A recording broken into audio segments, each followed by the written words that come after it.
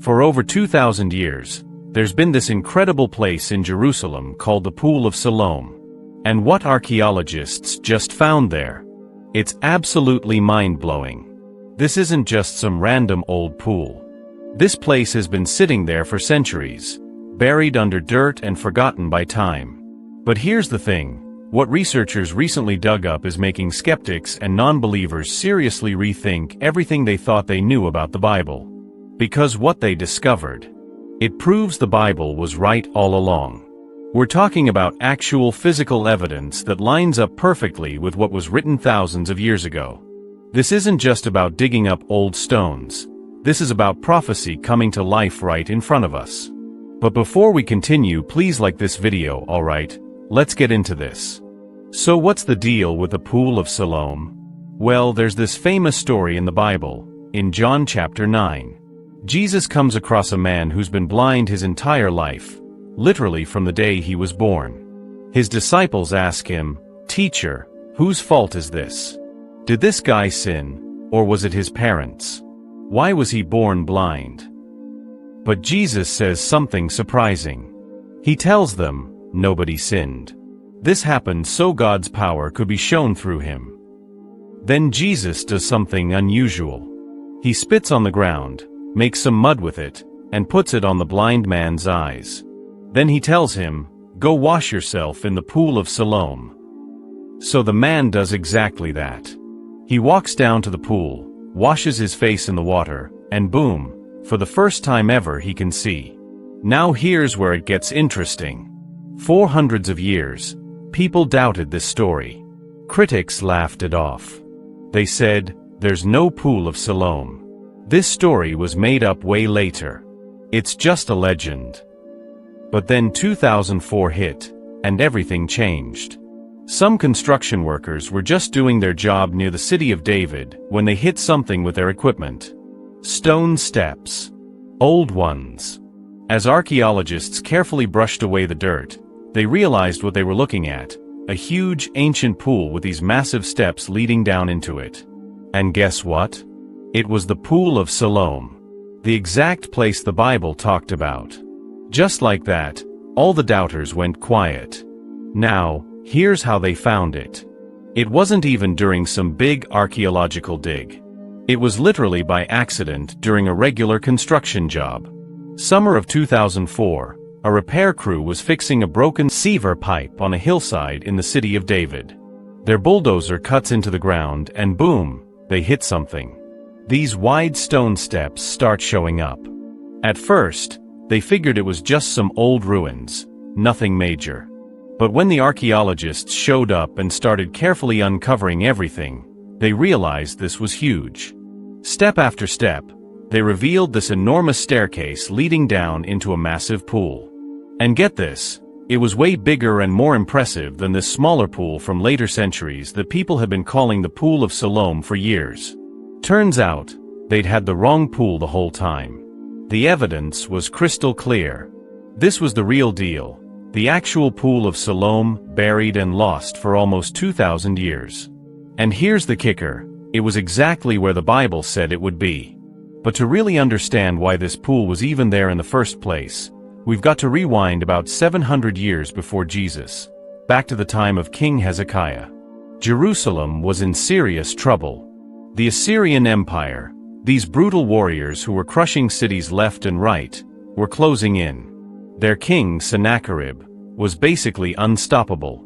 Now Jerusalem had this spring called the Gihon Spring, and it was their water supply, their lifeline. But here's the problem, it was outside the city walls. Completely exposed. If the Assyrians took control of that spring, Jerusalem was done for. So King Hezekiah came up with this genius plan. He ordered workers to dig a tunnel, through solid rock, almost 1,750 feet long. This tunnel would channel the spring water safely inside the city walls where the enemies couldn't touch it. The Bible actually talks about this in 2 Kings chapter 20. And here's the amazing part, that tunnel still exists today. You can actually go see it. And the water from that tunnel flowed right into the Pool of Siloam. This wasn't just about survival. This was prophecy happening in real time. God had promised to protect his people from the Assyrians, and through this tunnel and pool, he kept that city alive. Fast forward a few generations. After the Jewish people returned from exile in Babylon, Nehemiah writes about repairs being made to the steps going down to the Pool of Siloam. This shows the pool was still super important to Jerusalem's daily life. The water flowed through Hezekiah's tunnel into the pool. From there, worshippers would purify themselves before heading up to the temple. Every time the Bible mentions this pool, it ties deeper into the whole story, from kings and prophets all the way to Jesus himself. Now here's where it gets even more exciting. After they uncovered the pool, archaeologists started following this road leading away from it. And what they discovered? Absolutely jaw-dropping. A massive stone-paved street stretching from the Pool of Siloam all the way up to the Temple Mount. This was the main road, the pilgrimage road of ancient Jerusalem. Picture this. Pilgrims traveling from all over Israel would arrive, wash themselves in the Pool of Siloam to purify themselves, then walk up this very road to God's temple. Imagine the sounds, thousands of footsteps, prayers being said out loud, people singing songs as they climbed toward the temple. These were the exact same streets Jesus walked on. In John chapter 7, during the Feast of Tabernacles, Jesus stood up and cried out, "If anyone is thirsty, let them come to me and drink. Whoever believes in me, rivers of living water will flow from within them." Think about the timing of those words. Pilgrims were literally carrying water from the Pool of Siloam up to the temple, and Jesus stands up and says, "I'm the real living water you're looking for." Now, as archaeologists kept digging along that road, they found something incredible: thousands of coins scattered everywhere. And these coins? They tell an amazing story. Pilgrims dropped them on their way from the pool up to the temple. When researchers dated these coins, they found many were from the 1st century. One coin was even minted in 29 AD, right in the middle of when Jesus was teaching and performing miracles. There's no wiggle room here. The pool and this road were being used at the exact same time the Bible describes these events happening. For skeptics, this is a game changer. For decades, they've been saying the Gospels were written way too late to be accurate, that places like the Pool of Siloam were just symbolic stories, not real locations. But the stones don't lie. The coins don't lie. The Gospels describe real places, real times, and real people. Look, this isn't just about finding some old rocks. This is about truth. For years, people said the Pool of Siloam never existed. They claimed the story of the blind man being healed was completely made up. They said the Bible exaggerated how Jewish pilgrims worshipped. But now, the evidence is right there in front of us. The pool exists. The steps exist. The road to the temple exists. The coins exist.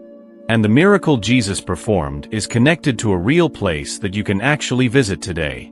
Every new discovery erases another doubt. The Pool of Siloam proves the Bible isn't myth, it's real history. Its waters once saved Jerusalem, opened a blind man's eyes, and now its rediscovery is opening the eyes of skeptics. What was buried for 2,000 years is now in the light, confirming Scripture, proving the Gospel's history, and showing that Jesus is still opening eyes today.